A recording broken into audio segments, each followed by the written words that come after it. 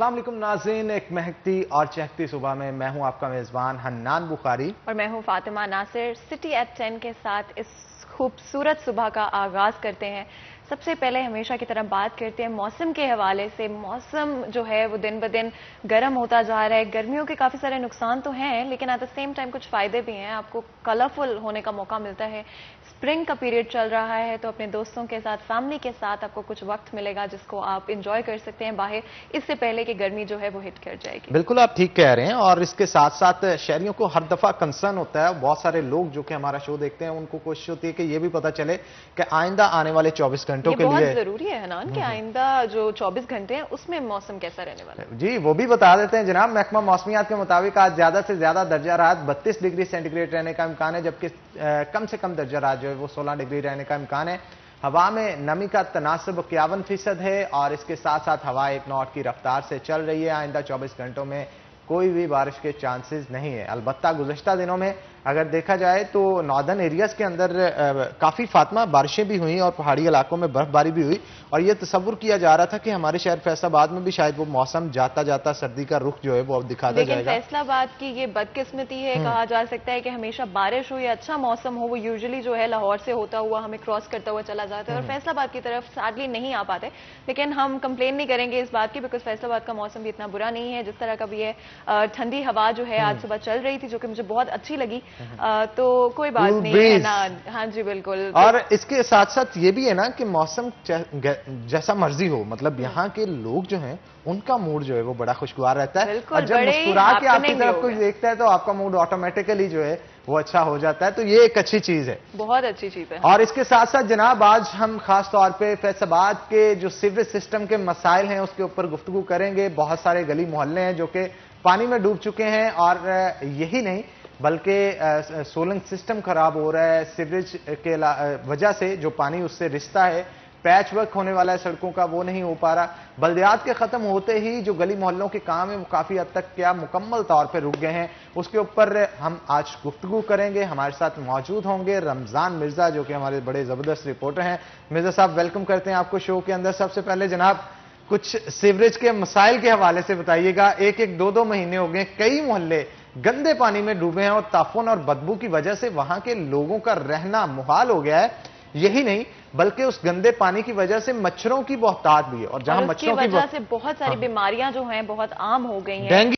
Dinghy जो बिल्कुल है, और इस मौसम में तो स्पेशली इस तरह की प्रॉब्लम्स को अवॉइड करना चाहिए। लेकिन क्या कहना होगा आपका इस बारे में कि क्यों इस तरह के हालात जो हैं हमेशा पाकिस्तान में देखने को मिलते हैं? ये सिर्फ पाकिस्तान का के मसाइल की तरफ तो बाद में जाएंगे। सबसे अहम बात है फैसलाबाद, शहर फैसलाबाद, जहां पर वासा जो है एक एजेंसी के तौर पर काम कर रहा है।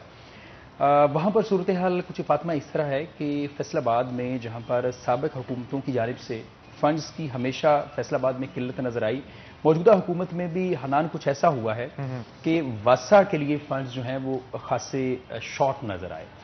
इस वक्त अच्छी खबर ये समझ लें या बुरी खबर समझ लें कि तकरीबन 4 अरब रुपए से जायद लागत से कुछ मंसूबों की मंजूरी तो हुई है, लेकिन अभी भी वो मंसूबे जो हैं वो पाइपलाइन में दिखाई देते हैं और नजर ये आ रहा है कि शायद उन मंसूबों को सालाना तरक्याती प्रोग्राम के तहत जो है फैसलाबाद में लाया जाएगा। अभी चंद महीने फैसलाबादियों को और इंतजार करना पड़ेगा।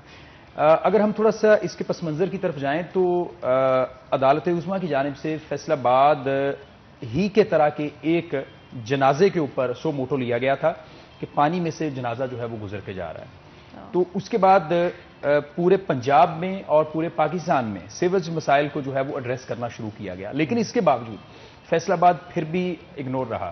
फैसलाबाद उन शहरों में से एक है जहां पर अराकीन असम्बली के अलामती जनाजे भी पढ़ाए गए।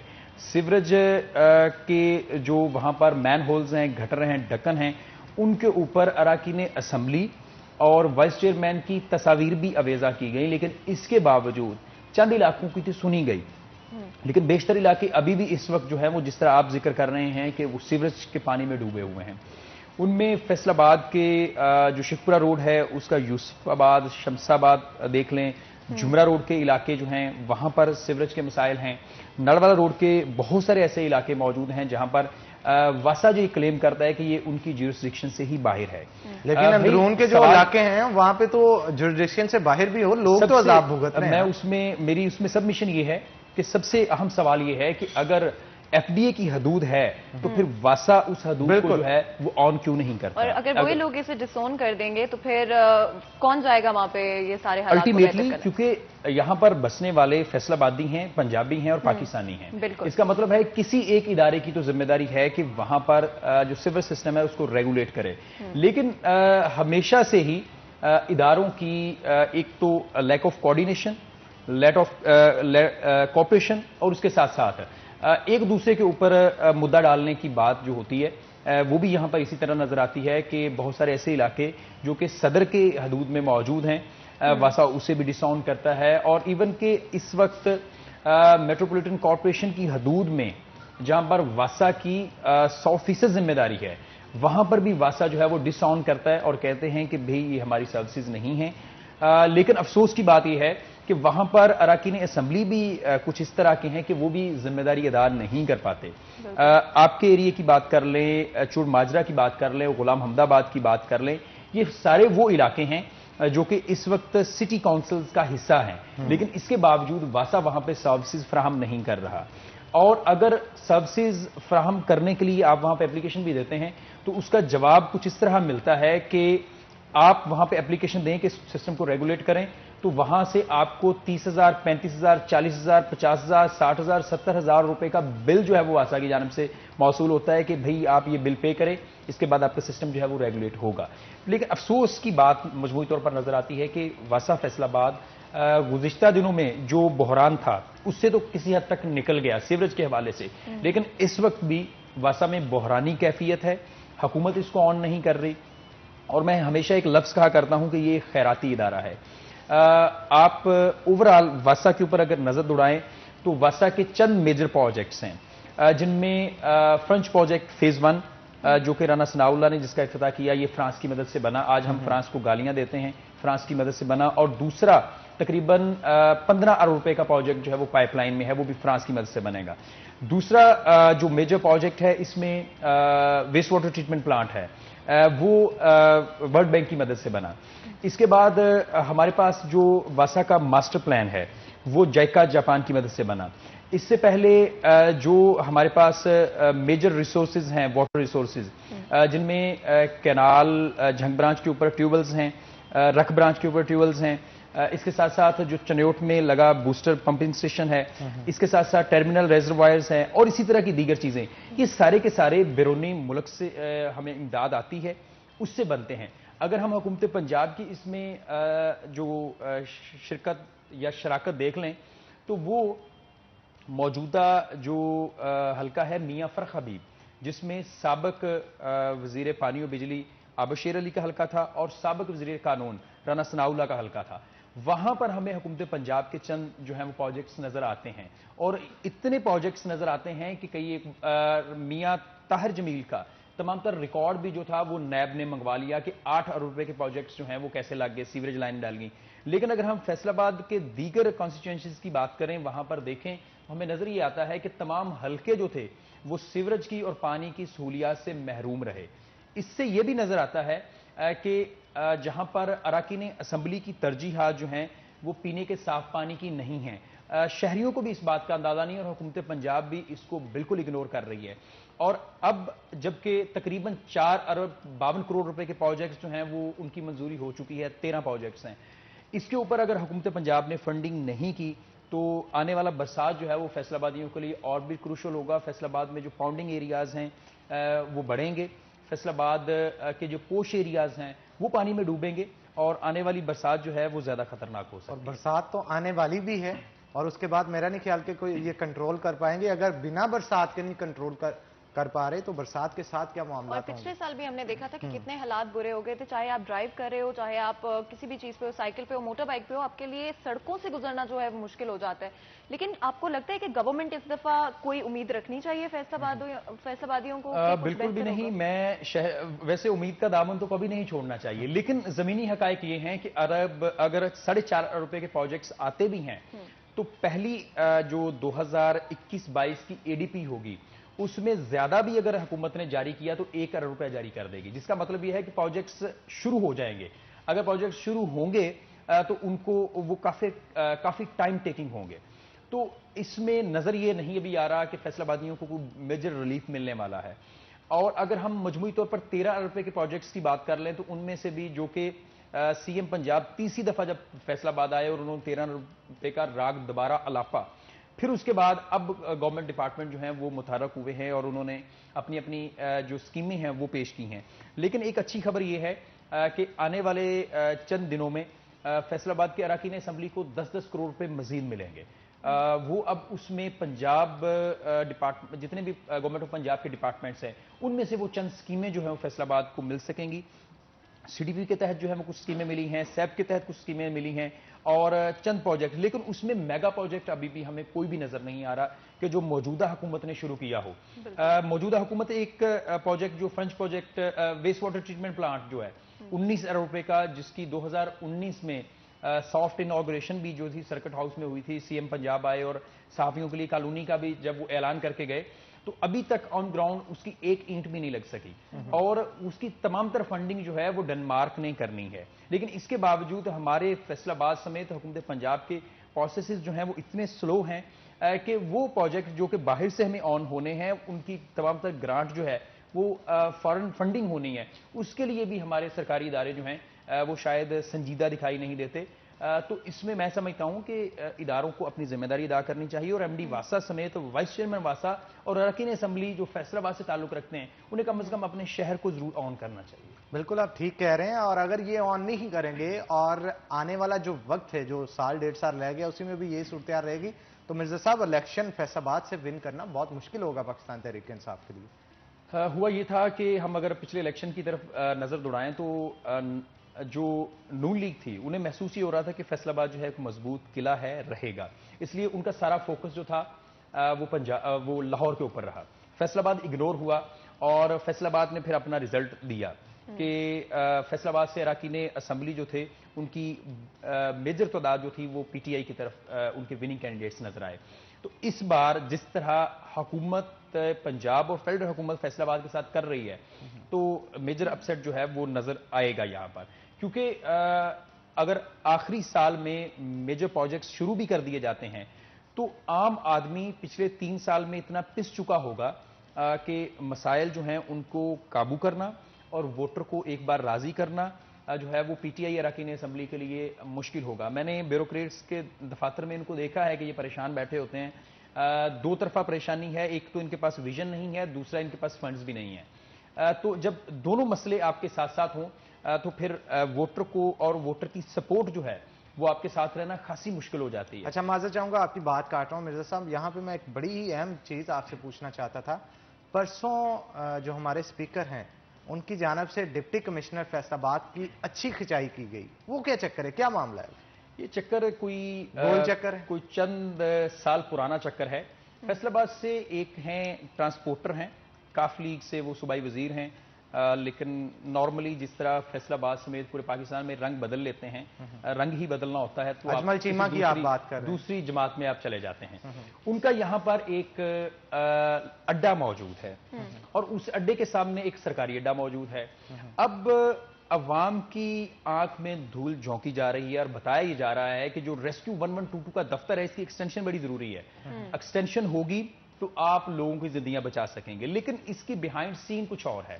जो तस्वीर का पिछला रुख है वो ये बता रहा है कि वहां पर रेस्क्यू 1122 के दफ्तर को एक्सटेंशन देना इसलिए जरूरी है ताकि वहां पर जो सरकारी अड्डा है वहां पर गाड़ियों की आमदोरफ्त बंद हो और जो सूबाई वजीर का वहां पर मौजूद अड्डा है उसको थोड़ा सा जो है वो फरोग मिल सके, ये लोगों का कहना है।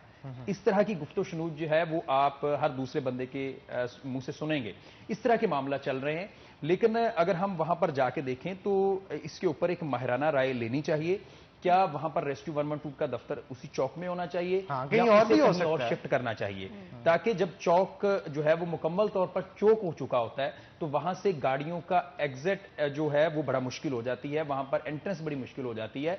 तो जमीनी हिकायक से भी कुछ इस हवाले से कुछ 4 माह पहले जब senior member of board of revenue Faisalabad आए बाबर हयात तारड़, तो उनकी मौजूदगी में मैं ये सवाल किया कि फैसलाबाद में कुछ जो ट्रांसपोर्टर हैं, निजी ट्रांसपोर्टर हैं, उनको नवाजने के लिए सी टर्मिनल का गला जो है वो घोंटा जा रहा है। तो उसके ऊपर डिप्टी कमिश्नर का हवाले से कुछ कहना था कि हुकूमत पंजाब ने हमसे जगह की डिमांड की हुई है, हम जो हकायक हैं उनकी रोशनी में फैसला करेंगे, लेकिन अभी तक उसका फैसला नहीं हो सका था।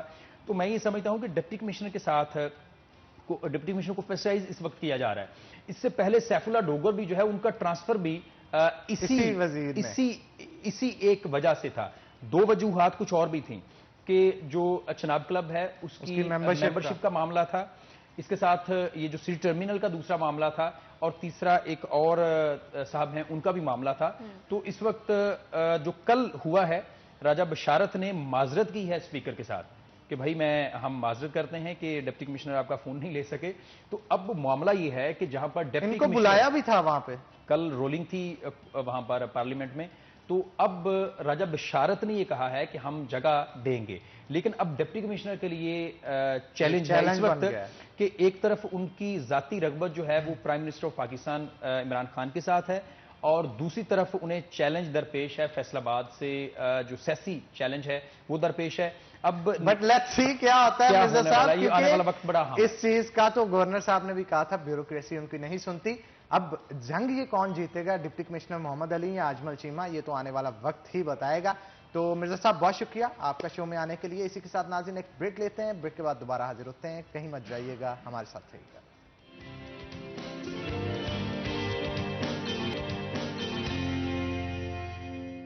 वेलकम बैक नाज़रीन, ब्रेक के बाद खुशामदीद। नाज़रीन, अगर शहर फैसलाबाद या इसके साथ साथ मुल्क पाकिस्तान के तमाम तर छोटे ताजरों के हवाले से गुफ्तगू की जाए, उनका यह कहना था कि कोविड के दिनों में एक्सपोर्टर्स जो हैं उनकी जानिब से तो खूब फायदे उठाए, मराद भी और काफी टैक्सेस पे, लेकिन छोटा ताजर जो है वो इस वक्त पिसता हुआ नजर आ रहा है, क्योंकि एक साल लॉकडाउन रहा और जो ज्यादा पूंजी उन्होंने कमाई थी वो सिर्फ और सिर्फ इस मद में खर्चते रहे कि जब दोबारा से कारोबार रन होगा गवर्नमेंट किसी किस्म के इनको कर्जे फराहम करेगी, क्योंकि उन दिनों के अंदर डिस्कशंस भी हुई थी और कहा भी गया था गवर्नमेंट की तरफ से कर्जे फराहम किए जाएंगे और स्टेट बैंक ऑफ पाकिस्तान की जानिब से कर्जे एलोकेट भी किए गए। लेकिन मसला यहां पर यह पेश आया कि प्राइवेट बैंक्स जो हैं उनकी तरजीहात कुछ और होने की वजह से एप्लीकेशंस मौसूल नहीं की जाती, और अगर मौसूल कर ली जाती हैं तब भी आपको स्टेट बैंक की जानिब से एलोकेट किए गए। मैं ऐड करूंगी हनान के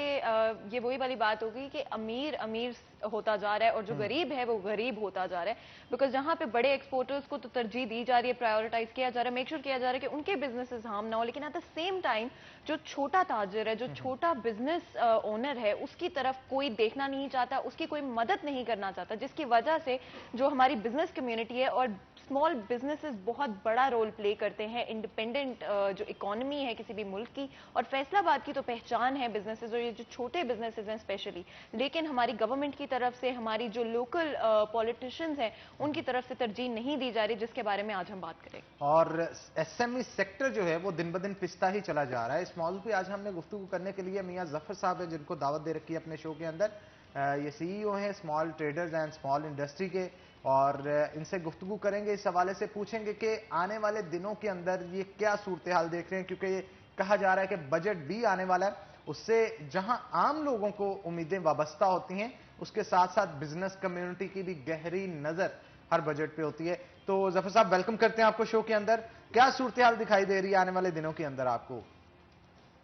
शुक्रिया डॉक्टर, जैसे कि सिटी 41 मुख्तलिफ दिनों में ये आवाज़ उठाता रहता है हमारे छोटे ताजरों की, और ये बातें जो हैं आम अब होती जा रही हैं कि पाकिस्तान के अंदर जब भी कोई कानून साजी होती है, जब भी कोई फैसला करते हैं, तो उस वक्त तो एसएमई का नाम बड़े फ़ख्र से लेते हैं, लेकिन अमली तौर पे उस पर काम नहीं होने दिया जाता है। यही वजह है कि अब जैसे बजट आ रहा है तो हमारी उम्मीदें तो बहुत सी वाबस्ता हैं, लेकिन वो उम्मीदों को क्या करें जब उसके ऊपर आपने अमल नहीं करना। State bank of Pakistan Pakistan का वाहिद इदारा है जो पाकिस्तान बनने से लेकर अब तक जिसने एसएमई की तशरीह भरपूर तरीके से की, लेकिन उस तशरीह को प्रॉपर तरीके से इम्प्लीमेंट नहीं किया गया। मिनिस्ट्री कॉमर्स जो है उसने भी उसको इग्नोर किया। उसके बाद अगर आ जाए तो डिस्ट्रिक्ट लेवल पे भी वो पजीराई नहीं दी जाती एसएमई को, छोटे ताजरों को, खासकर छोटे ताजरों और कॉटेज इंडस्ट्री को जो मिलनी चाहिए। हम बार बार ये आवाज़ उठा रहे हैं कि स्टेट बैंक ऑफ पाकिस्तान ने जिस तरह जो कोविड-19 के दिनों में हमने जब उनको प्रे की तो उन्होंने फौरी तौर पे एक रोज़गार स्कीम दी, लेकिन वो रोज़गार स्कीम से फ़ायदा कौन ले गए? 1450 अरब रुपए का फ़ायदा ले गए बड़े इंडस्ट्रीज, बड़ी इंडस्ट्री, और छोटी इंडस्ट्री को उसमें से मैं कहता हूँ 1% भी मुझे साबित कर दिया जाए, 1% भी नहीं दिया गया। मिला जरूर है लेकिन बिल्कुल बराए नाम, वो केस सिर्फ अप्रूव हुए हैं जो स्टेट बैंक चीफ मैनेजर और उनकी टीम फैसलाबाद ने फोर्स करके अप्रूव करवाए, और राइट पे लोग थे, जेन्युइन लोग थे। मैंने प्रूफ दिए चीफ साहब को और उनकी टीम को कि आप कहते हैं, मैं ये जो बात कहता हूँ उसके अंदर वजन ये है कि ये देना नहीं चाहते, हमारे पास डॉक्यूमेंटेशन है, हर चीज़ है, और यही चीज़ हम चाहते हैं कि एफबीआर भी जो है अपना किरदार अदा करे। इस वक्त पाकिस्तान के अंदर बदकिस्मती ये है कि एफबीआर के अंदर जुडिशल पावर दी हुई है, और ये हमारी असम्बली की नाअहली है। और मैं समझता हूँ यहाँ पे सुप्रीम कोर्ट ऑफ पाकिस्तान के चीफ जस्टिस साहब को, हाई कोर्ट के चीफ जस्टिस साहबान को ये खुद सो मोटो नोटिस लेने चाहिए कि उनके जेरे साया जितने भी पाकिस्तान के इदारे हैं उनके पास किसी के पास जुडिशल पावर नहीं होनी चाहिए। जुडिशल पावर सिर्फ अदलिया का काम है, अदलिया इस्तेमाल करें। और ये जो है कोई भी टैक्स का अगर कोई ऑडिट करते हैं या किसी के खिलाफ कोई सबूत होता है तो उसको एक नोटिस जारी करें, उसके ऊपर जो भी वो अपनी रिकवरी का दे, ताकि फैसला अदालत करे कि ये सही कर रहा है, ये सही। ये तो मुझे समझ नहीं आती कि आप खुद एक एक्सरसाइज करके किसी के खिलाफ टैक्स इम्पोज करते हैं, गलत या जायज़ जो भी हो, और फिर उसके बाद अपने ही अफसरान को ऊपर रखा हुआ है कि ये जी पहली कोर्ट आ गई, अब एपलेट कोर्ट है, कमीशन अपील है, उसके बाद ट्रिब्यूनल है, वो भी उन्हीं के बंदों का। तो फिर जाके आप जब वो 2-3 जगह से सुनवाई नहीं होती, आपकी सुनवाई नहीं होगी, तो फिर आप चले जाएंगे हाई कोर्ट में। उस वक्त तक हाई कोर्ट और सुप्रीम कोर्ट के जस्टिस साहबान ने 99% माइंडसेट बनाया होता है कि जी हमने गवर्नमेंट को टैक्स लेके देना है, ये करना है, वो 90% नहीं देखते कि ज्यादती किसके साथ हो रही है। लेकिन अल्लाह का शुक्र है फिर भी हमारी कोर्ट्स इस वक्त जागी हुई हैं, और मैं ये समझता हूँ ये बड़ा अहसन मौका है हमारे लिए कि इस वक्त बजट भी आ रहा है, तो ये जो अभी फिर आवाज़ उठी हुई है कि जी अकाउंट अटैच कर दिया जाए, पहले ही कारोबार जो है खासकर स्मॉल मीडियम एंटरप्रेन्योर जो है पिसे हुए हैं, बुरी तरह इस वक्त डिस्टर्ब है। पाकिस्तान के अंदर बिजनेस की इस वक्त बहुत रेल पेल है, ये दुनिया का वाहद शायद मुल्क है जिसके अंदर इस वक्त बिजनेस बहुत ग्रोथ कर रहे हैं। और ये चीज़ें हमने जून में अपने स्टेट बैंक की मीटिंगों में बैठ के कही थी, और इसके अंदर जितने भी स्टेक होल्डर बैठे थे और पार्टिसिपेंट बैठे थे वो इस चीज़ के शाहिद हैं कि हमने ये आवाज़ फैसलाबाद चैम्बर और स्मॉल ट्रेडर्स स्मॉल इंडस्ट्रीज के प्लेटफॉर्म से उठाई थी कि हालात बेहतर हो रहे हैं, इस वक्त बेस्ट मौका है कि आप छोटे ताजर को फंडिंग करें और इसको ज़ीरो रेट पे लेके आएँ, या 2% पे जो आपने फंड एलोकेट किए हुए हैं उसके अंदर बैंकों का 4% ख़त्म कर दें, इसको थ्रू एफबीआर आप एलोकेट करवाएं, ताकि एक ताजर को पता हो कि मैंने इतना फंड लिया है, तो इसको एफबीआर को भी पता है, इसका टैक्स भी मैंने पे करना है। तो लेकिन ये होता क्यों है ये इस तरह से कि छोटे ताजिर को क्या सिर्फ इग्नोर किया जा रहा है, लोग देखना नहीं चाहते हैं? एक्चुअल मैं सिर्फ इतना कहूँगा मैडम कि यहाँ पे प्रॉब्लम ये है कि बैंकों को फ्री हैंड दिया हुआ है छोटे ताजरों को लूटने के लिए। आपने गाड़ी लेनी है तो उसके ऊपर मार्कअप देख लें, कहाँ तक उसका फायदा उठाया जाता है कि काइबर प्लस स्प्रेड वो भी 5% वो डालेंगे, वो 13-14% पे चला जाता है। नंबर 1। नंबर 2, आपने घर लेना है, करना है, तो वो आपको गवर्नमेंट की जो खासकर स्टेट बैंक की जो स्कीम है उससे दूर रखा जाएगा, कहा जाएगा जी आप हमारा ले लें तो आपको हम अप्रूव करवा देते हैं, वरना ये तो हमारे पास नहीं है, इसमें तो बहुत रखने हैं। ये वजह क्या है कि हमने बैंकों को फ्री हैंड दिया हुआ है स्टेट बैंक ऑफ पाकिस्तान ने कि जी आप जितना लूट सकते हैं लूटे, चुके वो कॉर्पोरेट सेक्टर के लोग हैं और वो इस वजह से उसका फायदा उठाते हुए आप गाड़ी लें, घर लें या कर्ज लें, छोटा ताजर जो है उसके लिए वो सहूलतें नहीं है जो बड़ों को दी जाती है। लीडरशिप जो है वो नहीं है और अथॉरिटेटिव बॉडीज की तरफ से जो है वो नजर नहीं रखी जाती। आप खुद देखें कि 2% के लिए अगर स्टेट बैंक 2% पे अपने फंड एलोकेट कर रहा है कि जी ये 2% हम एसएमई के लिए वक्फ कर रहे हैं और उनको नहीं दिया जाता है, दिया किनको जाता है? मंजूर नजर लोगों को, जो बैंकों में बैठे हुए आला अफसरान के अपने अजीजों कारब कोई होगा तो उसको दे देंगे, शो करेंगे जी हमने इतने लोगों को दे दिया। हम ये चाहते हैं कि इसके अंदर फेवरेटिज्म नहीं होना चाहिए। आपका पोर्टल होना चाहिए। स्टेट बैंक अपना पोर्टल दे दे, हम कहते हैं। अगर आप भी नहीं देखिए, नादरा इस वक्त हमारा पाकिस्तान का वाहिद इदारा है जो पूरी दुनिया में एक नॉलेज है कि जिसने कंप्यूटराइज करके हर शहरी का रिकॉर्ड जो है वो हासिल कर लिया हुआ है। उसके अंदर कुछ मसला नहीं। आप उसी चिप के अंदर अपना एक अकाउंट बना दें, उसी को हमारा अकाउंट बना दें कि हमने जितना कारोबार करना है, जो लेन देन करना है, हमारे पास वो एक सिम लगी हुई है, वो हम जाएं उसको जाके अपने मोबाइल में उसको स्कैन करें, स्कैनर पड़ा हो और दुकान पे हम चाहते हैं। बिल्कुल आप ठीक कह रहे हैं, वन विंडो ऑपरेशन होना चाहिए। ब्रेक का वक्त हो गया, इस मौजू को मजीद आगे बढ़ाएंगे लेकिन एक छोटी सी ब्रेक के बाद। तो नाज़रीन यहाँ पे एक ब्रेक लेंगे, ब्रेक के बाद दोबारा हाजिर होते हैं। कहीं मत जाइएगा, हमारे साथ रहिएगा।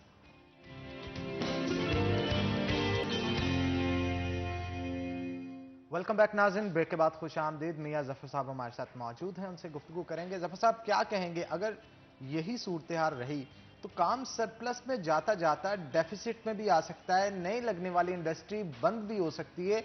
अगर नेपाल, बांग्लादेश और इंडिया समेत जो इर्द गिर्द के हमारे मुमालिक हैं, इनकी इंडस्ट्री फुली फंक्शनल होगी सब कॉन्टिनेंट के अंदर, तो मेरा ख्याल है मसला क्रिएट हो सकता है पाकिस्तान के बिजनेसमैन के लिए। ये डेफिनेटली तो सब मैं जो इसको समझ रहा हूँ कि इस वक्त हमारा जो पाकिस्तान का स्ट्रक्चर है वो बहुत अच्छे तरीके से ऑर्गेनाइज किया गया है कि हमारी एक्सपोर्ट बेहतर हुई है, हमारे पास ओवरसीज़ हम पे ट्रस्ट कर रहे हैं और पैसा आ रहा है। और जो सरप्लस है अगर उसको आपने बर वक्त बेहतर ना किया या लोकली जो हमारे स्मॉल कारोबारी अफराद हैं, छोटे और दरमियाने दर्जे के कारोबारी अफराद हैं, इनको एतमाद में लेते हुए इनके लिए अच्छी पॉलिसियाँ डिज़ाइन ना की तो यकीनन ये आने वाले दिनों में बहरान बढ़ेगा। क्योंकि इस वक्त देखें, आपके पास इस वक्त तकरीबन $10 बिलियन की तो आप शाय खुर्दोनुश मंगवा रहे हैं, जबकि आप एक ज़री मुल्क हैं। आप क्यों नहीं अपनी यूनिवर्सिटियों के पीछे फोर्स करते उनको कि वो ऐसे सीड मुतारफ़ कराएं जिससे हमारी पैदावार बढ़ जाए। हमारे अंदर क्यों नहीं ये सिस्टम मुतारफ़ कराया जाता है कि हम कम पानी के साथ अच्छी फसल ले सकें। तो ये सारी चीज़ें जो है आके जब मार्केटों के ऊपर प्रेशर बढ़ता है, जब आपके अकाउंट डेफिसिट में जाते हैं, तो फिर क्या होता है कि हम कर्ज पे कर्ज लेते हैं। आपको मैं ये चीज़ कहते हुए फ़ख्र महसूस करता हूँ कि $923 मिलियन इस पाकिस्तानी कौम ने आपको सरप्लस दे दिया 7 माह में। पिछले साल यही 7 महीने जो जुलाई से लेके जनवरी तक के थे, उसमें हमारा डेफिसिट था $2,544 मिलियन। ये कोई छोटी रकम नहीं है कि आप $3.5 अरब तकरीबन आप इन एक्सेस में गए इस साल। ये किस कौम की वजह से? इस पाकिस्तानी कौम की वजह से। और जब आपको एक IMF ने से आप मुआहदा करते हैं तो वहां से आपको एक साल में सिर्फ $1 बिलियन मिला। तो आपको पाकिस्तानी कौम ने 7 माह में $1 बिलियन दे सरप्लस में ले गए। तो आप इनको इत्मीनान दें, इनके ऊपर रहें। ये जो पॉलिसियां हैं अभी फिर FBR के पीछे ला के आप अकाउंट अटैच के पे जा रहे हैं। बल्कि मैं तो यहाँ तक कहूँगा कि जो 150 मिलियन तक का बिजनेस रखने वाले स्मॉल ट्रेडर्स हैं, कारोबारी अफराद है, छोटी इंडस्ट्री है, उसको ऑडिट फ्री होना चाहिए। ऑडिट का कोई कंसेप्ट नहीं होना चाहिए वहाँ पे कि आप मुझसे 4-5 साल पुराना रिकॉर्ड मांगें और मेरा ऑडिट शुरू करें, मुझे ब्लैकमेल करवाएं अपने इन जो ऑडिटरों के हाथों। ये नहीं होना चाहिए। आप मेरा जो सबमिशन है ऑनलाइन है, मेरा रिकॉर्ड आपके पास चला जाता है। 6 माह बहुत है, आप उसको मॉनिटर करें, उसको चेक करें, उसका जो चीज़ चाहता करके मुझसे 6 माह के अंदर उसकी वजाहत ले लें। अगर कोई उसके अंदर आपको ऐसी डिस्क्रिपेंसी नज़र आती है तो मैं मेरा ताजा वो देने को तैयार है। इसी तरह हम चाहते हैं कि आप अगर चाहते हैं मुल्क की मईशत को मजबूत बनाना तो आप डिजिटल जो है ट्रांजैक्शन उसकी तरफ फोकस करें। मेरा एक रेडी वाला छाबड़ी फरोश भी जो है उसको भी आप ये नहीं फिर इजाजत देंगे कि वो कैश पे सेल करे। ये नहीं है कि एक रेडी वाले को आप कहेंगे ये गरीब आदमी है इसको ये करें, और एक दुकान में बैठा है वो बंदा 20 लाख या 30 लाख महीने की सेल कर रहा है और रेडी पे बैठा 50 लाख की सेल कर रहा है छाबड़ी फरोश। तो आप ये चीज़ ख़त्म करें। मैंने पेमेंट करनी है किसान को तो मैं भी डिजिटल आपके शनाख्ती कार्ड के जो अकाउंट है उसके जरिए ट्रांसफर कर दूँ। डिजिटल करेंसी की तरफ आप लेके जाना मैं करेंसी नहीं कह रहा, करेंसी और चीज आ जाएगी। करेंसी तो फिर क्रिप्टो करेंसी, वो कैश है। मैं कहता हूं आप कैश ट्रांजैक्शन ही बंद कर दें ना जी। आप तजर्बा कर लें कि 150 मिलियन तक के कारोबार जो रखने वाले लोग हैं वो जो भी ट्रांजैक्शन करेंगे, मैं बैंक में जाता हूं अपने अकाउंट से पैसे लेने, तो वो मेरा शनाख्ती कार्ड में ऐड करता है तो मेरे पास मैसेज आ जाएगा कि मेरे अकाउंट में इतने पैसे आ गए। मैं जाता हूँ, मेरे पास मैंने कोई सब्जी खरीदनी है, कोई फ्रूट खरीदना है, मैं और इसी तरह अगर मंडियों में बैठे हुए हमारे जो लोग हैं जो अनाज खरीदते हैं, उन्होंने अगर किसान से अनाज लेना है तो वो भी उसके कार्ड शनाख्ती कार्ड में ट्रांसफर कर दे। लेकिन जफर साहब, इसके लिए 1 करोड़ हो या 10 करोड़ हो या 1 रुपया हो, गवर्नमेंट को कोई अच्छा सिस्टम मुतारफ करवाना होगा, क्योंकि जहां पे हम डिजिटलाइज सिस्टम को करते हैं, हैकिंग का प्रोसेस भी कहीं ना कहीं जारी रहता है। और बहुत सारे ऐसे जो हमारे यहाँ पे अनपढ़ लोग होते हैं, उनके कार्ड का नंबर ले लिया जाता है, पिन ले लिया जाता है, फिर प्रॉब्लम्स क्रिएट होती हैं। लाखों रुपए से लोग हाथ धो बैठे हैं, गुज़श्ता दिनों के अंदर ऐसे मामला हो चुके हैं। और एक्सेसिबिलिटी भी बहुत बड़ा इशू है, क्योंकि बहुत सारे तो ऐसे लोग हैं जिनके पास इंटरनेट का एक्सेस नहीं है। ज्यादातर लोगों के पास है आज कल के जमाने में, लेकिन फिर भी बहुत सारे ऐसे लोग हैं जिनको इस्तेमाल करने नहीं आएंगी इस तरह की चीजें। ये मैं तो ये समझता हूँ जी कि ये चीजें जो है ना, हम अब अगर पुराने जमाने में रह के हुए बात करेंगे तो ये नहीं चलेंगी। इस वक्त हालत ये है कि मैं समझता हूँ मुझसे ज्यादा एक पान वाला समझदार है, वो बैठा है, वो आपके फंड ट्रांसफर कर रहा है। आप रेडी वाले के पास चले जाएं, वो आपके अकाउंट कहेगा कि मैं आपको वो बैलेंस ट्रांसफर कर देता हूं। तो ये चीजें जो है वो बहुत समझते हैं और इसमें कोई दो नंबरी भी नहीं है। हमारे पास नादरा का बेहतरीन सिस्टम मौजूद है। मैं नहीं चाहता कि ये जायज़ कैश वाले करें या मुख्तलिफ जो हमारी मल्टीनेशनल कंपनियां पाकिस्तान में आई हुई हैं जिनको फ्री हैंड दिया हुआ है गवर्नमेंट ऑफ पाकिस्तान लूटने के लिए, चाहे वो गाड़ियों की शक्ल में है, चाहे वो सेलुलरिज्म ये क्या है सेलुलर फोन की शक्ल में है, या कोई और इस तरह की चीज है। इनिशिएटिव गवर्नमेंट को लेना चाहिए। जी हाँ, हमें अपने नेशन को, अपनी कौम के लिए नादरा बेहतरीन हमारे पास, और नादरा के अंदर बड़े कॉम्पिटेंट ऑफिसर्स हैं मौजूद है। हमारे पहले कुछ साल पहले एक नादरा के जो डीजी थे उनको किस तरह इन्होंने यहाँ पे डिस्टर्ब करके निकाला पिछली गवर्नमेंट ने। तो मैं समझता हूँ उस तरह के लोगों को वापस इज्जत के साथ लाया जाए, ला के उनको मौका दिया जाए, ताकि वो ऐसे ऐसे आपको चीज़ें बना देंगे कि आपकी हर चीज़ जो है डिजिटल भी हो जाएगी और लोगों की जान भी छूट जाएगी। और उसके ऊपर 2% टैक्स लें आप 17% रिफंड, ये चीज़ों से निकाल दें इस कौम को। अब ये कौम हमारी इस तरफ नहीं है। रिफंड के नाम पे क्या है, बड़े चंद घराने जो है अमीर से अमीरतर हो गए और आम शहरी जो है उसको पिसता चला जाता है। प्रेशर आप पे पड़ता है, मुझ पे पड़ता है, मेरे साथियों पे पड़ता है कि जो शहरी हैं उसको वो टैक्स उनके ऊपर पड़ता है। तो एंजॉय वो लोग कर रहे थे जो एक्सपोर्ट करते हैं और चीज़ बाजार से लेते हैं चढ़ के अपना कर रहे हैं। और ये जब हम चेयरमैन FBR से मैं मिला, उनसे बात की, उन्होंने कहा हम FIR दे रहे हैं, वो कर रहे हैं। मैं कितनी दे देंगे? 100 दे देंगे, 200 दे देंगे, 2000 दे देंगे। भाई ये तो लाखों में है। आप इस तरफ ना जाएं। आप ये ना कहें कि आप थ्रेट करने के लिए FIR दे देंगे, वो कर देंगे, वो क्या होगा, अदालतों से बरी हो जाएंगे। बिल्कुल आप ठीक कह रहे हैं। इन तमाम तर सूरत हाल पे गवर्नमेंट को संजीदगी से काम करना होगा, तभी मुल्क पाकिस्तान तरक्की की राह पे गामजन हो सकता है। बहुत शुक्रिया मियां जफर साहब आज के शो में आपका आने के लिए। इसी के साथ नाज़रीन एक ब्रेक लेते हैं, ब्रेक के बाद दोबारा हाजिर होते हैं। कहीं मत जाइएगा, हमारे साथ रहिएगा।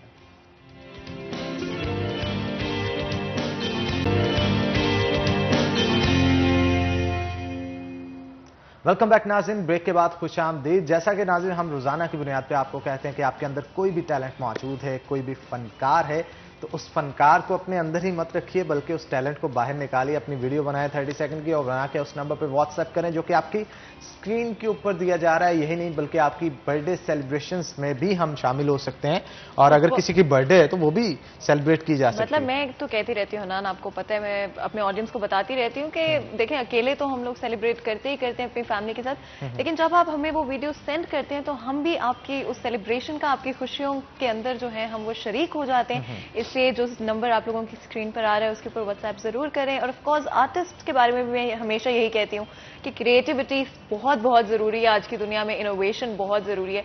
तो अपनी जो वीडियोस हैं, जो भी आपके टैलेंट्स हैं, उनको हमारे साथ शेयर करें, ताकि चलें अगर मैं और हनान इनकरेज नहीं भी होंगे कि हम आर्ट की तरफ जाएं, लेकिन कितने सारे और लोग होंगे जो कि हो सकता है अपना टैलेंट परस्यू करें आप लोगों की वीडियोस देखने के बाद। बिल्कुल, और आप ठीक कह रही हैं। अगर कल्चर के हवाले से भी गुफ्तगू करें, हमारा कल्चर बड़ा इनरिच है। और खास तौर पे मैं आपको यह भी बताना चाहूंगा, 14 मार्च को फैसलाबाद आर्ट काउंसिल के अंदर कल्चर डे मनाया जा रहा है, और सूबाई कल्चर मिनिस्टर जो हैं उनकी तरफ से ये कहा जा रहा है कि आज तक की पाकिस्तान की हिस्ट्री का ये पहला स्टेप ख्याल कास्त्रो की जानिब से लिया गया है, जिसमें पंजाब के अंदर कल्चर डे मनाया जा रहा है। और 13 मार्च को जितने भी हमारे ऑफिसर्स होंगे शहर फैसलाबाद के अंदर, उनके डिप्टी कमिश्नर हैं, हमारे कमिश्नर हैं, RPO हैं, CPO हैं, उनको ये अहकामात भी जारी किए गए हैं कि आप टर्बन्स पहन के, पंजाबी कुल्ला जिसे कहा जाता है, वो पहन के अपनी तस्वीरें सोशल मीडिया के ऊपर लगाएं ताकि इस कल्चर को प्रमोट किया जा सके और जो इस इवेंट है इसको भी प्रमोट किया जा सके। वैसे ये एक अच्छा इनिशिएटिव है कल्चर को, बहुत अच्छा इनिशिएटिव है हनान विक्रम। हमारा जो कल्चर है, जो पाकिस्तान का कल्चर है, जो पंजाब का कल्चर है, जो फैसलाबाद का कल्चर है, तीनों ही जो है बहुत रिच हैं। चाहे किसी भी आप रीजन को ले लें पाकिस्तान के अंदर, हमारा कल्चर इस तरह का है कि खाने अलग हैं हमारे, कुछ ड्रेसिंग जो है हर एक अलहदा रीजन की बिल्कुल सेपरेट है। चाहे हम लैंग्वेज की बात कर लें, जबान की बात कर लें, और चाहे हम जो एक सलीका है बोलने का उसकी बात कर लें, हर एक डिफरेंट रीजन के अंदर, एरिया के अंदर आपको बिल्कुल अलग मिलेगा। वैसे फातिमा, आप तो क्योंकि इंग्लैंड भी थी, रह के आई हैं काफी देर, वहां पे वहां का और यहाँ का कल्चर कैसे डिफाइन करेंगी आप इन दोनों चीजों? आई थिंक हर जगह का, जैसे कि मैं कह रही थी ना कि हर जगह का अपना एक कल्चर होता है, अपनी एक डाइवर्सिटी होती है, वैल्यूज होती हैं, मोरालिटीज होती हैं, और हर जगह चाहे वो फैसलाबाद ही क्यों ना हो, चाहे वो लंदन ही क्यों ना हो, अपने अपने खाने हैं मजेदार से, जो ऑफ कोर्स पाकिस्तान के साथ या फैसलाबाद के साथ हम compete नहीं कर सकते हैं। लंदन के खानों को, वहां पे जो एक चीज मैं हमेशा मिस किया करती थी हनान, वो घर का खाना था। बिल्कुल, यहाँ के मतलब यहाँ के खानों का कोई कॉम्पिटिशन नहीं है पूरी दुनिया में। और इवन बहुत सारे फॉरनर्स नाज़िम यहाँ पे हमारे जब शो के अंदर भी आते हैं तो उनका कहना है कि पाकिस्तान आके जो जो डिश उन्होंने ट्राई की है, चाहे वो चिकन कढ़ाई हो, कबाब्स हो, बारबेक्यू हो, उनका कहना है कि ऐसे स्पाइसेस हम दुनिया भर में घूमे लेकिन कहीं पे भी नहीं मिले।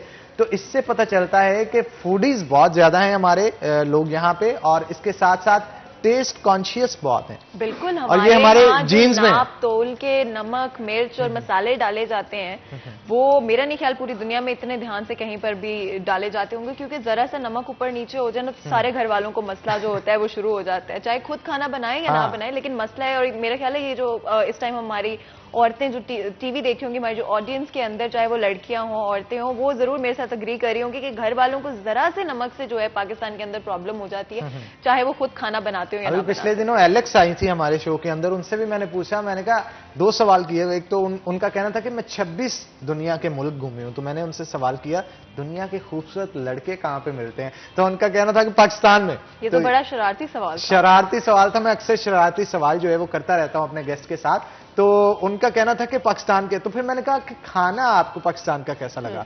तो जब मैंने चिकन कढ़ाई का नाम लिया तो नाज़रीन उन्होंने बड़े खिलखिला के जवाब दिया कि ऐसी डिश मैंने पूरी दुनिया में ट्राई नहीं की, और यहाँ पे देसी ढाबों के ऊपर जो चिकन कढ़ाई तैयार की जाती है, चाहे वो मिट्टी के मटके के अंदर हो या फिर कढ़ाई के अंदर तैयार की जा रही हो, दोनों की दोनों उनके स्पाइसेस, उनका टेस्ट दुनिया में कहीं नहीं मिलता।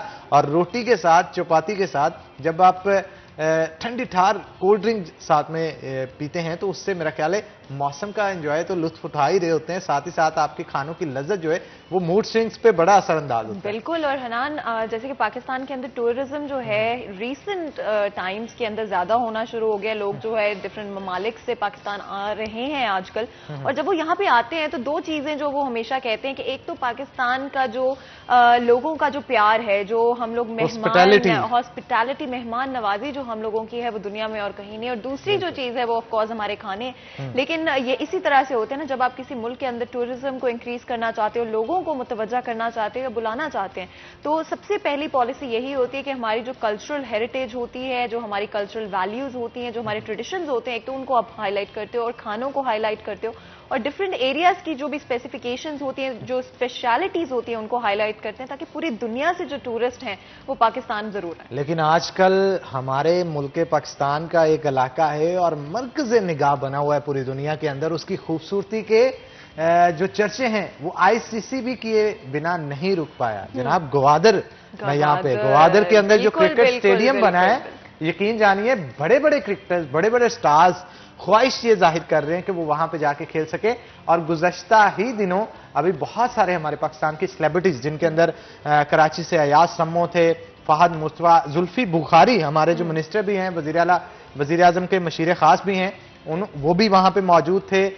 इसके अलावा बहुत सारी सेलिब्रिटीज थी जो कि वहां पे मौजूद थी, उनकी जानब से क्रिकेट मैच एक खेला गया, और खेलने का मकसद उनका ये था कि टूरिज्म को प्रमोट किया जाए और ग्वादर की खूबसूरती को दुनिया के सामने उजागर किया जाए। ग्वादर तो फातिमा एक शहर है, लेकिन सैकड़ों जगह हमारे पाकिस्तान में ऐसी मौजूद है जो कि तारीखी एतबार से भी बड़ी खूबसूरत है। गवादर की तो अपनी बात है, बिकॉज हम कब से जो है गवादर के बारे में हमने सुना जरूर है, और अब आकर ही ये चीज पॉसिबल हुई है कि उसको इंटरनेशनल लेवल के ऊपर जो है स्टेडियम को प्रमोट किया जा रहा है। इसके बारे में बात की जाए, जैसे कि आपने कहा ना कि पूरी दुनिया से लोग जो है आकर स्टेडियम के अंदर खेलना चाहते हैं, और बेशक उनको आकर जरूर देखना असल में वहां का जो व्यू है ना नाज़रीन, वो बड़ा ही खूबसूरत, मतलब एक कटी पहाड़ी टाइप व्यू है, एक साइड पे मिल रहा है, और दूसरी साइड पे अगर देखा जाए तो क्रिकेटर्स क्रिकेट खेलते हैं, तो सामने का जो फ्रंट व्यू है वो बड़ा खूबसूरत। एक तरफ पहाड़ है, दूसरी जानब समुंदर है, तो एक बड़ा ही जबरदस्त व्यू बन जाता है। और मेरा ख्याल दुनिया के अंदर कहीं पे और ऐसी जगह नहीं मिलती। इवन सोशल मीडिया एक ऐसा प्लेटफॉर्म बन चुका है कि बहुत सारी नई चीजों को एक्सप्लोर करने के लिए बहुत मुफीद साबित होता है। ग्वादर को जब पजीराई मिली तो नॉर्दर्न एरियाज के जो लोकल लोग हैं उनकी तरफ से भी बहुत सारी ऐसी तस्वीर बना के बहुत सारे ग्राउंड्स की भेजी गई जो कि पहाड़ों के ऊपर मौजूद हैं, और इतनी खूबसूरत लोकेशंस है। यानी कि एक ग्राउंड ने किस तरह से कितने और इलाकों में जो इस तरह के ग्राउंड्स ऑलरेडी मौजूद थे उनको भी पॉपुलैरिटी दिलवा दी। और बड़ा जरूरी है हनान, देखे पाकिस्तान के अंदर स्पोर्ट्स को इनकरेज करना चाहिए। जो बच्चे हैं देखे इस तरह के ग्राउंड्स जब वो देखते हैं कि दुनिया भर से प्लेयर्स आकर पाकिस्तान के अंदर खेलना चाहते हैं, तो ऑब्वियसली वो भी इनकरेज होते हैं, उनका भी दिल करता है कि वो आगे चलते हुए शायद स्पोर्ट्स की तरफ को मुतवज्जा हो जाए। तो जरूर इस तरह के और इनिशिएटिव्स और प्रोजेक्ट्स होने चाहिए, क्योंकि पाकिस्तान में भी वो टैलेंट्स भी मौजूद है, हमारे पास वो हर चीज मौजूद है कि पाकिस्तान को on a global level recognition मिलनी चाहिए। बिल्कुल आप ठीक कह रहे हैं। अब थोड़ी सी बच्चों के हवाले से भी गुफ्तगू कर लेते हैं। नाज़रीन, हमारे फैसलाबाद चिल्ड्रन हॉस्पिटल की अगर बात की जाए, ये बहुत बड़ी ब्लेसिंग्स हैं हमारी कि इतना बड़ा हॉस्पिटल जो है बच्चों के हवाले से फैसलाबाद शहर के अंदर मौजूद है। खासतौर पे आजकल देखा जाए तो बच्चों के अंदर किडनीज की जो डिजीजेज हैं वो बहुत बढ़ती चली जा रही हैं। क्रोनिक डिजीजेज की वजह से किडनी फेल्यूर हो जाता है, और जहां पे बड़ों के अंदर ये तादाद बढ़ रही है, बच्चों के अंदर भी बढ़ती हुई दिखाई दे रही है। और उसकी वजह से अब इनके डायलिसिस करने के लिए मशीन, स्पेसिफिक मशीन्स होती हैं कुछ, वो यहाँ पे मौजूद नहीं थी फैसलाबाद के अंदर, और बहुत सारे लोग बाहर आउट ऑफ सिटी यानी लाहौर का रुख करते थे वहां पे बच्चों को डायलिसिस के लिए। बहुत सारे ऐसे लोग हैं जिनको मैं पर्सनली भी जानती हूँ, और हर उम्र के लोग हैं, ना सिर्फ बच्चे बल्कि इवन हर उम्र के लोग जो कि किडनी के इश्यूज जो हैं आजकल फेस कर रहे होते हैं। ट्रीटमेंट जो है बहुत मुश्किल है, बहुत आपको पता है पेन टेकिंग है, बच्चों के लिए स्पेशली बहुत मुश्किल हो जाता है। उनकी जो ओवरऑल सेहत है उस पर बहुत फर्क पड़ता है सिर्फ एक इशू की वजह से, यानी कि उनकी पूरी जो जिंदगी है वो लपेट में आ जाती है। बिल्कुल आप ठीक कह रहे हैं। इसी मौजू पे आज हम गुफ्तगू करेंगे। डॉक्टर इरम हमारे साथ मौजूद होंगी, आपको वेलकम करते हैं शो के अंदर, और उनके साथ साथ डॉक्टर जुनैद भी मौजूद हैं। तो पहले डॉक्टर इरम का रुख की तरफ रुख करेंगे, उनसे बात करेंगे। मैडम बताइएगा कि अगर बात की जाए तो कितने बच्चे हैं जो कि किडनी की डिजीज में मुंतकिल हो रहे हैं? बहुत सारे लोग बच्चों में क्रॉनिक डिजीज खासतौर पे देखी जा रही है, और आहिस्ता आहिस्ता आहिस्ता आहिस्ता करके वो फिर परमानेंटली उनकी किडनी फेलियर हो जाता है, डायलिसिस पे शिफ्ट हो जाता है। उनके डायलिसिस का खर्चा भी बहुत ज्यादा होता है, मशीन्स भी स्पेसिफिक जो बच्चों के लिए होती है वो अवेलेबल नहीं होती, फिर ट्रांसप्लांट पे अलग सिस्टम जो है वो पूरा प्रोसेस गुजरना पड़ता है। मौजूदा सूरत हाल के हवाले से बताइएगा, कितने बच्चे हैं जो कि डायलिसिस के लिए आ रहे हैं चिल्ड्रन हॉस्पिटल में? अस्सलाम वालेकुम, शुक्रिया आपने हमें बुलाया आज, क्योंकि आज आने का भी एक स्पेशल मकसद है। सबसे पहले तो मैं ये इन्फॉर्म करना चाहती हूँ कि हम वर्ल्ड किडनी डे सेलिब्रेट कर रहे हैं, बिल्कुल, और इंशाल्लाह हमने इसको थोड़ा एक्सटेंड किया है। वर्ल्ड किडनी डे को हमने वीक में कन्वर्ट कर दिया है, ताकि हम यानी अब एक दिन नहीं बल्कि पूरा हफ्ता हम इसमें काम कर रहे हैं, ताकि लोगों की जो अवेयरनेस है रिगार्डिंग हमारे शोबे के बारे में और जो अवेलेबिलिटी है ट्रीटमेंट मोडालिटीज की, उसके ऊपर खुल के बात करें, लोगों को ज्यादा से ज्यादा इसमें इन्वॉल्व करें। तो अल्हम्दुलिल्लाह 1 साल हमें कंप्लीट हो गया है अपना डायलिसिस का यूनिट चलाते हुए, और शोभा नेफ्रोलॉजी को अपने 3 साल मुकम्मल हो गए। डायलिसिस में तकरीबन पर जो मंथ है वो हम 150 के करीब जो है ना गुर्दे वॉश वो के पेशेंट्स ले रहे हैं, और उनके रेगुलर बेसिस पे हम डायलिसिस कर रहे हैं। फिलहाल अभी हमारे पास 3 मशीन्स हैं और वो शिफ्ट पे काम कर रही हैं, और हम डेली तकरीबन जो है ना 6 से 7 डायलिसिस के सेशंस वो कर रहे हैं। हमारे साथ डॉक्टर जुनैद भी मौजूद हैं, सीनियर रजिस्ट्रार हैं, उनसे भी गुफ्तगू करेंगे। डॉक्टर साहब क्या कहेंगे, कौन सी ऐसी बेसिक वजूहात हैं जिनकी बुनियाद पे ऐसे केसेस जो हैं वो दिन ब दिन बढ़ते चले जा रहे हैं? क्या हमारे एनवायरमेंटल फैक्टर्स हैं, जेनेटिक्स इन्वॉल्व है, या इसके अलावा कोई एनवायरमेंटल स्ट्रेस है जिसकी वजह से ये प्रॉब्लम दिन ब दिन बढ़ती चली जा रही है बच्चों में? सबसे बड़ी बात जो है वो बच्चों के गुर्दों की वो मारूसियत है, जेनेटिक्स जिसको आप बोलते हैं।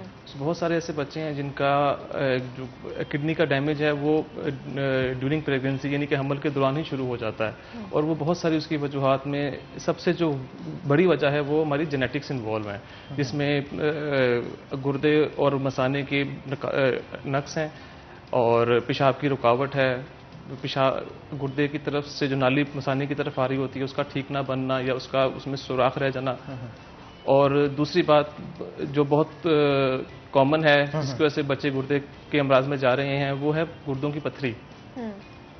उसमें भी मारूसियत भी है और कुछ एक्वायर्ड कॉजेज जिस तरह के हमारे एनवायरमेंटल फैक्टर्स भी हैं, जिस तरह जंक फूड्स हैं, हमारी कार्बोनेटेड ड्रिंक्स हैं और दीगर मशरूबात हैं, ये भी बहुत ज़्यादा रोल प्ले करती हैं गुर्दे के पथरी बनने के।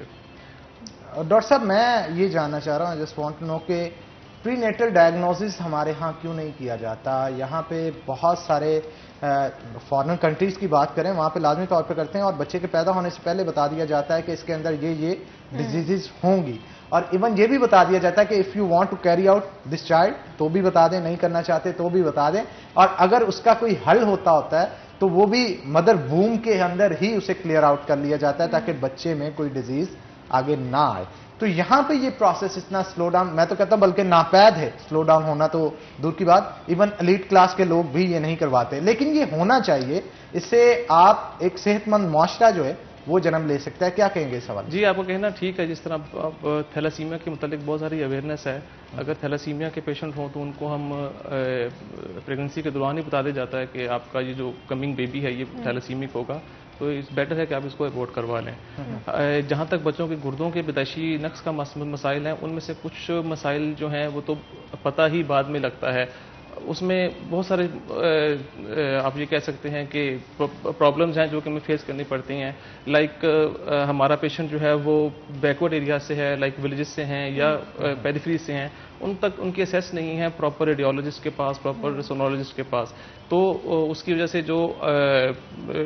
जो मसाइल हल होने वाले होते हैं उस टाइम पे वो हल नहीं होते हैं। तो इन द एंड क्या होता है कि वो जब बाद में हमारे पास स्पेसिफिक सिम्टम्स के साथ प्रेजेंट करते हैं तो फिर हमको पता लगता है कि हाँ जी ये मसाइल थे जिनकी वजह से अब बच्चे के गुर्दे जो हैं वो मदर के ड्यूरिंग प्रेगनेंसी ही वो ख़राब होना शुरू हो गए हैं। तो हमारे पास फिर ऑप्शन ज़रा कम रह जाती हैं।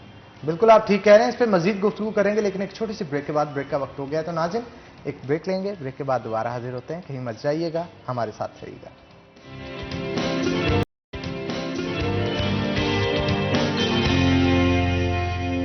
वेलकम बैक नाज़रीन, ब्रेक के बाद खुश आमदीद। हमारे साथ डॉक्टर इरम नाज भी मौजूद हैं, उनसे भी गुफ्तगू करेंगे। डॉक्टर साहिबा, अगर बात की जाए स्पेसिफिकली आपके डिपार्टमेंट की, जो कि नेफ्रोलॉजिस्ट की अगर बात की जाए, वहाँ पे बहुत सारी मशीनें बच्चों की लगाई जाती हैं जो कि डायलिसिस करते हैं, और उसके लिए एक प्रॉपर सिस्टम चाहिए होता है, और इवन डायलिसिस के लिए आपको फिल्टर्स चाहिए होते हैं, इंजेक्शंस चाहिए होते हैं, और बहुत सारा और भी सामान जो है वो चाहिए होता है। सिर्फ और सिर्फ मशीन ही वहां पे काम नहीं कर रही होती, और हर पेशेंट के लिए हर दफा इसे चेंज किया जाता है।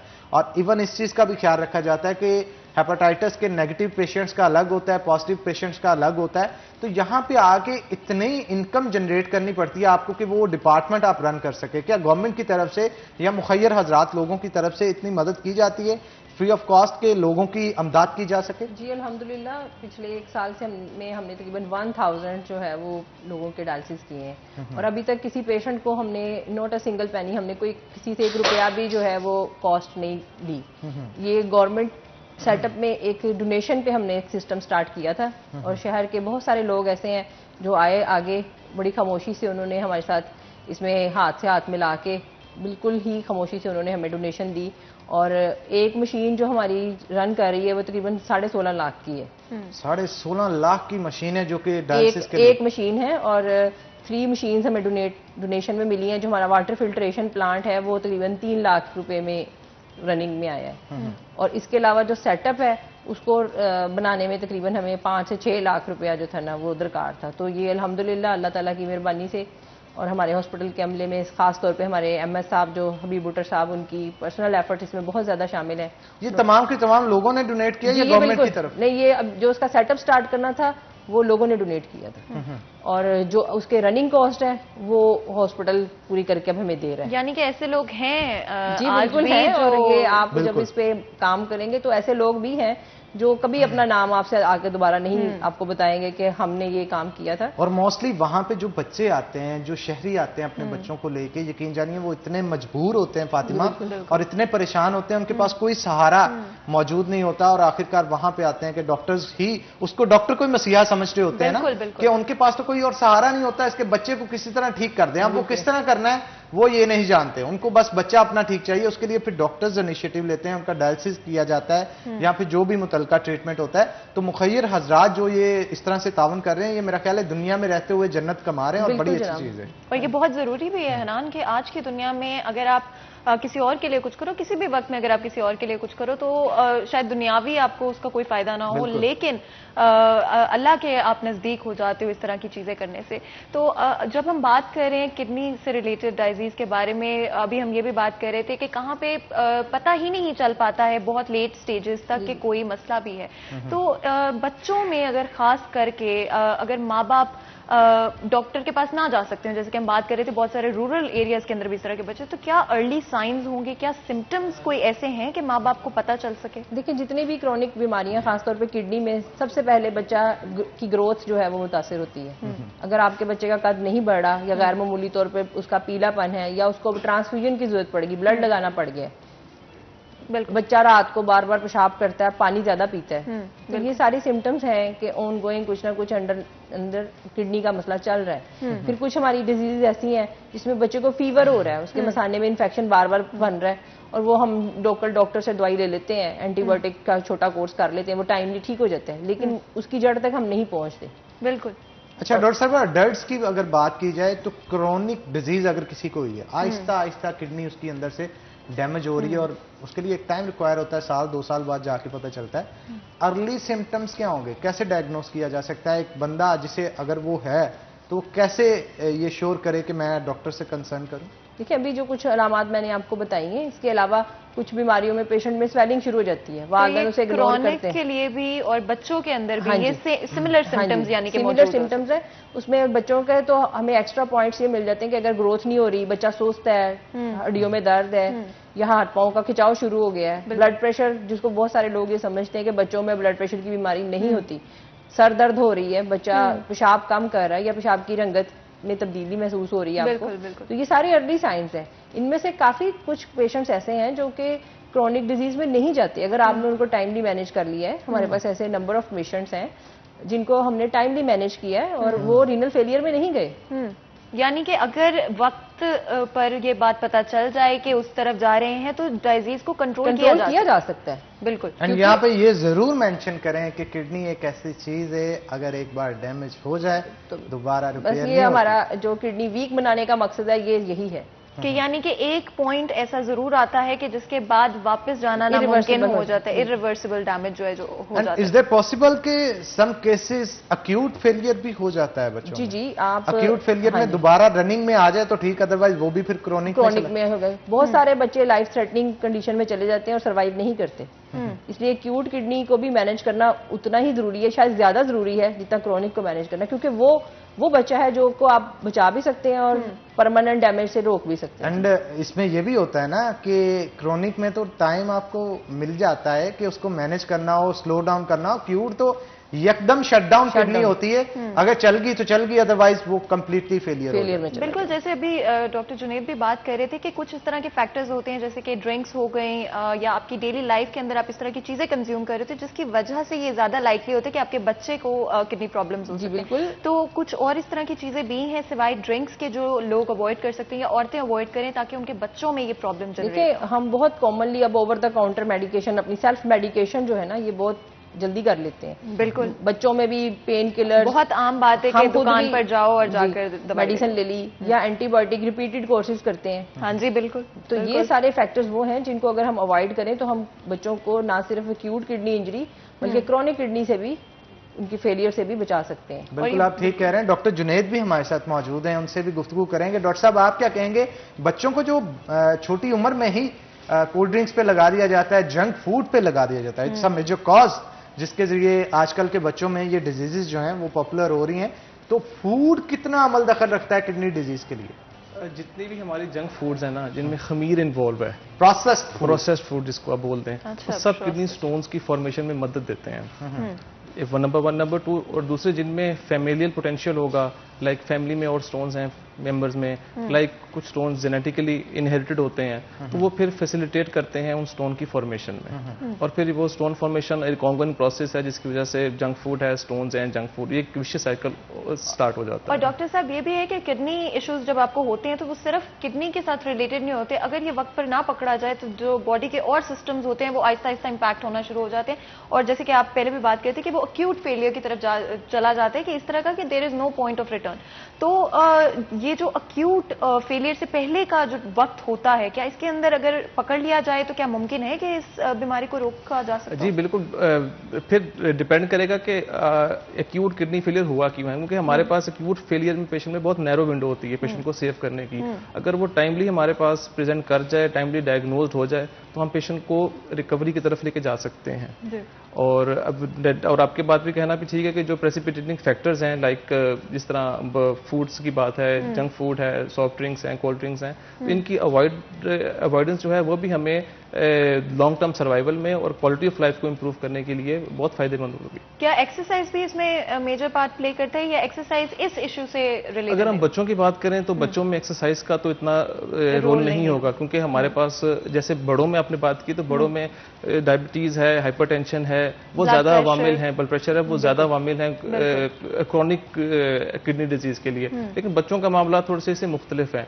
बच्चों में मारूसियत ज्यादा है, जेनेटिक्स ज्यादा इन्वॉल्व है, गुर्दे मसाने के मसाइल ज्यादा हैं, तो उनकी वजह से गुर्दों का फेल ज्यादा है। यानी कि अगर हम एडल्ट्स की बात करें, बड़े लोगों की बात करें, तो उनमें अगर ब्लड प्रेशर, डायबिटीज और इस तरह के इश्यूज जो हैं ऑलरेडी मौजूद हैं, तो क्या इससे ज्यादा चांसेस हैं कि उनको किडनी फेलियर हो? उनके लिए ज्यादा चांसेस हैं कि वो किडनी फेलियर में जाएंगे, क्योंकि डायबिटीज, हाइपरटेंशन, ये सारी बड़ों में तो 80-90% junk of patient he diabetes और हाइपरटेंशन की वजह से ही किडनी फेलियर की वजह से हैं। अच्छा डॉक्टर साहब, इस हवाले से बताइएगा, किडनी फेलियर होने की वजह से सबसे जो मेजर चीजें होती हैं बॉडी के अंदर बढ़ती हैं, यूरिया और क्रेटिनाइन।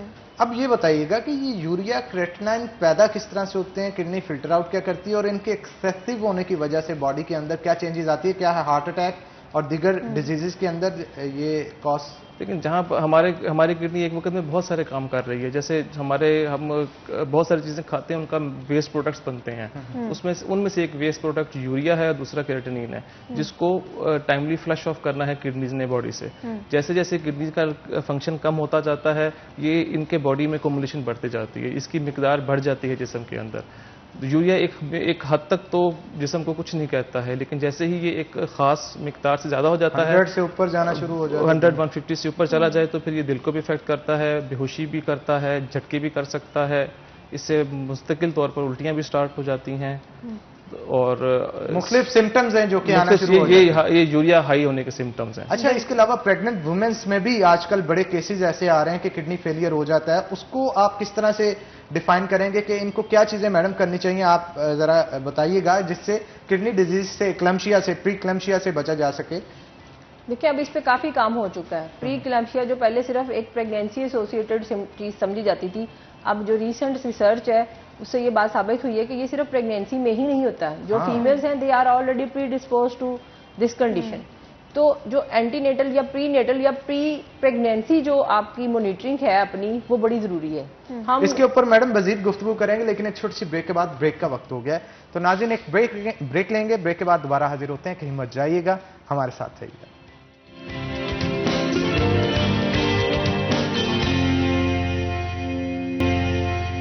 वेलकम बैक नाज़रीन, ब्रेक के बाद खुश आमदीद। डॉक्टर इरम हमारे साथ मौजूद है, मजीद गुफ्तगू उनके साथ करते हैं। मैडम, क्योंकि ये पूरा हफ्ता किडनी के हवाले से मनाया जा रहा है, तो क्या पैगाम देना चाहेंगे आप वालिदैन को कि अपने बच्चों को किस तरह से प्रोटेक्ट किया जा सकता है किडनी डिजीज से? एक ही मैसेज है कि सिंपल जिंदगी गुजारें और सिंपल चीज़ों को जरा सीरियसली नोट करें, क्योंकि अब हम अपनी सिंपल लाइफ से बहुत दूर हो गए हैं। हमने फैशन में जंक फूड को अपना लाइफ का एक बहुत बड़ा हिस्सा बना लिया है। बच्चों के लंच बॉक्स चेक कर लें आप स्कूल में, तो 50% से ज़्यादा बच्चे प्रोसेस्ड नगेट्स एंड ये चीजें लेके आते हैं, जूस के डिब्बे और चिप्स के पैकेट्स। अच्छा, बच्चों प्लीज को अवॉइड करें। बच्चों को फ्रूट से बहुत दूर रखा जाए। हाँ जी, ये बहुत। और टेस्ट बर्ड्स ही डेवलप नहीं होते, देह भी तो नहीं खाते।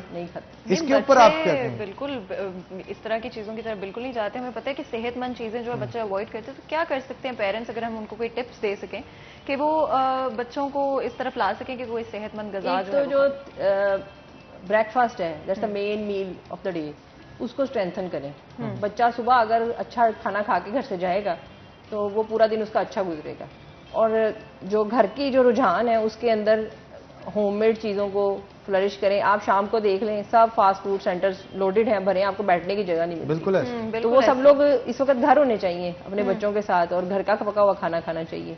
इसके अलावा जो छोटी सिम्टम्स हैं, जो छोटी अलामात हैं, उनको इग्नोर मत करें। घरेलू टोटके भी करें, लेकिन डॉक्टर को भी एक दफा दिखा लें, जिसपे वो बिलीव करते हैं उस डॉक्टर को एक दफा दिखा लें, ताकि बच्चों को सबसे ज्यादा क्या इफेक्ट करता है अगर देखा जाए? उनके ये कैंडीज और एक्सपायर्ड चीजें भी समटाइम ये चिप्स वगैरह, फ्राइज वगैरह लेके खाते हैं, तो वो भी तो इफेक्ट करते हैं। आर्टिफिशियल जो कलर्स हैं और आर्टिफिशियल जो फ्लेवर्स हैं फ्लेवरिंग के लिए, फिर आपके चाइनीज ये जो सॉल्ट जो बड़ा एक जमाने में हाईलाइट हुआ था, फिर आपके रेडीमेड ये जो खाने मिलते हैं बाजार से, most of the things are carcinogenic. जी, carcinogenic and nephrotoxic as well. अभी आप चाइनीज सॉल्ट की बात कर रही थी, ये तो मेरे ख्याल है हर घर के अंदर मोस्टली चाइनीज खानों के अंदर इस्तेमाल, लेकिन इसे अब बैन कर दिया गया है। लेकिन वो आप उसको अपरेंट वो बैन हुआ है ना, बहुत सारी चीजों के इंग्रेडिएंट्स में वो अब आ। हाँ जी बिल्कुल, क्योंकि मैंने खुद अपने घर में इस्तेमाल होता है वो देखे, इसलिए आपने अभी बोला तो मैंने आपसे। लेकिन फातिमा, उसको कंट्रोल कीजिएगा, वो कार्सिनोजेनिक यानी आर्सेनिक होता है आपकी बॉडी के लिए,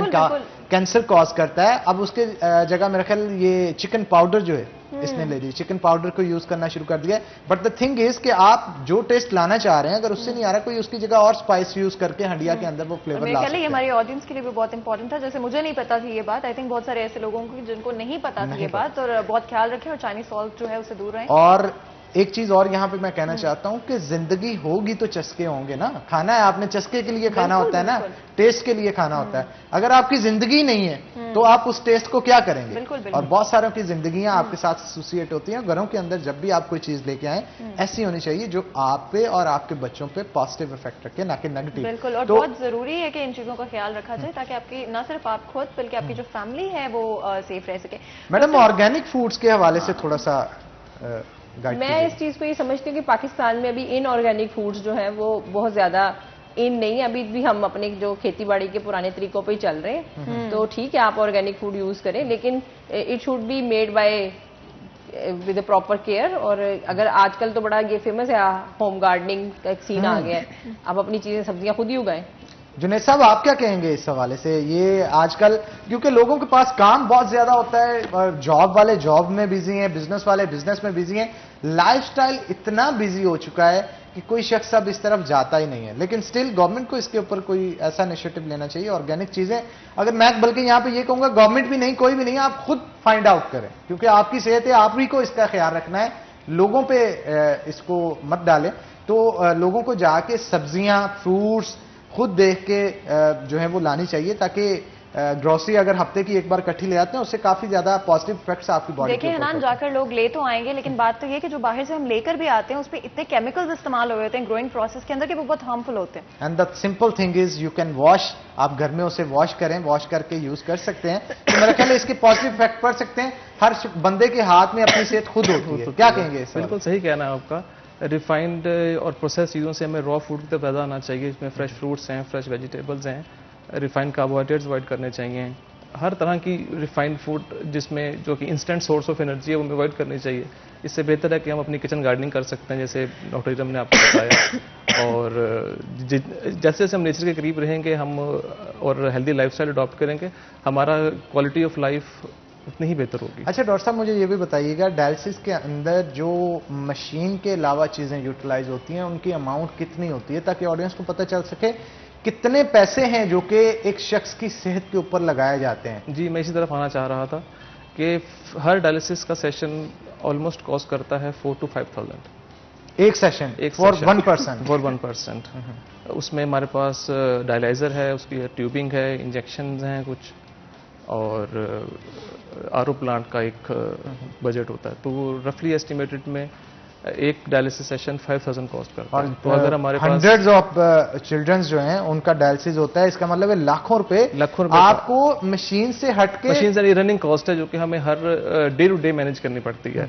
जैसे एक पेशेंट अगर ट्वाइस और थ्राइस वीकली आता है हमारे पास, तो वो कम से कम 15 से 18,000 रुपए का उसका एक रनिंग कॉस्ट है। और मुखैर हजरात रुख करते हैं चिल्ड्रन हॉस्पिटल का इसमें अमदाद के जो भी मशीन्स हैं, जो भी एक्सपेंडिचर्स हैं, वो फिलहाल मुखैर हजरात की तरफ से ही बियर हो रहे हैं। और अभी यहाँ इस फोरम पे भी हमारी एक रिक्वेस्ट है कि जितने भी हमें देख रहे हैं लोग और मुखैर हजरात हैं, वो आएँ हमारे पास, पेशेंट्स देखें, हमारा डायलिसिस सेंटर देखें, और जितनी भी वो हमें डोनेशन कर सकते हैं वो हमें करें, ताकि हम गवर्नमेंट इसमें क्या रोल रखती है? गवर्नमेंट नहीं कोई बजट्स वगैरह इसमें फराहम करती? गवर्नमेंट के बजट्स हैं, लेकिन हमने डिमांड भी भेजी हुई है, लेकिन अभी गवर्नमेंट की तरफ से कोई रेगुलर बजट आना शुरू नहीं हुआ इस सिलसिले में। इसलिए मुखैर हजरात से हमारी रिक्वेस्ट है कि आप डायलिसिस, लेकिन ये है कि ये बहुत अच्छी बात है कि सिस्टम नहीं रुक रहा, सिस्टम चलता जा रहा है, और जो नीडी पर्सन्स हैं उनकी अपनी नीड जो है उस हॉस्पिटल से पूरी हो रही है। सेकंड फेज का भी कहा जा रहा है कि स्टार्ट किया जाएगा, उसमें क्या नेफ्रोलॉजी डिपार्टमेंट में भी कुछ बेड्स और मशीन्स को इंक्रीज किया जाएगा? जी, जो PC2 गया हुआ है उसमें नेफ्रोलॉजी बेड्स की भी प्रॉपर नेफ्रोलॉजी वो वार्ड भी है, उसमें डायलिसिस मशीन्स भी हैं, और तरह की डायलिसिस मशीन्स भी हमने डिमांड की हुई हैं, जो कि जिस तरह आपने भी एक्यूट रीनल फेलियर वाले या एक्यूट पेशेंट्स का जिक्र किया था, वो उनके लिए बहुत हेल्पफुल है, तो हमने वो भी डिमांड की हुई है। क्या फर्क होगा जो मौजूदा मशीन है और जो नई आप कह रहे हैं कि डिफरेंट टाइप्स की हमने? एक तो कॉस्ट ज्यादा है उनकी, दूसरा ये कन्वेंशनल डायलिसिस होता है जो कि सिर्फ 2.5 से 3-3.5 घंटों में हमने करना होता है। वो जो इंतहाई क्रिटिकली जिनको सिक पेशेंट्स बोलते हैं उनके लिए होता है, और वो 36 आवर्स 72 आवर्स तक भी चल सकता है। चलें जी, बहुत शुक्रिया डॉक्टर जुनैद आज के शो में आपका आने के लिए। मैडम आपका भी बहुत शुक्रिया, और बड़ी मुफीद डिस्कशन आप दोनों के साथ रही, और हम होपफुल हैं कि बहुत सारे लोग जो खवातीन हैं, खासतौर पे माएँ, पेरेंट्स जो घरों पे बैठ के इस वक्त टीवी को देख रहे होंगे, वो सीखे होंगे कि कौन सी चीज़ें हैं जिससे बच्चों को महफूज रखना है और उनकी सेहत के हवाले से उन्होंने कॉन्शियस रहना है। बिल्कुल, जो सेहत की तरफ से भी आपको जो है किस तरह से प्रिकॉशनरी मेयर्स आप ले सकते हैं, और सबसे ज़रूरी कि इस तरह के और इनिशिएटिव जो कि गवर्नमेंट बेस्ड भी नहीं है बल्कि लोग अपने तौर पर कर रहे हैं और लोगों की मदद करने के लिए, उस तरह के और इनिशिएटिव जो है वो होने चाहिए। और जितनी भी आप लोग मदद कर सकते हो इस हॉस्पिटल की, जो कि इतने लोगों की खिदमत जो है ऑलरेडी कर रहा है, वो ज़रूर करें। तो बिल्कुल ठीक कह रहे हैं आप, और इससे दुनिया और आखिरत में जन्नत कमाई जा सकती है। तो इसी के साथ नाज़रीन आज के प्रोग्राम से अपने मेजबान हन्नान बुखारी और फातिमा नासिर को इजाजत दें। अपना बहुत ख्याल रखें। तब तक के लिए अल्लाह हाफिज।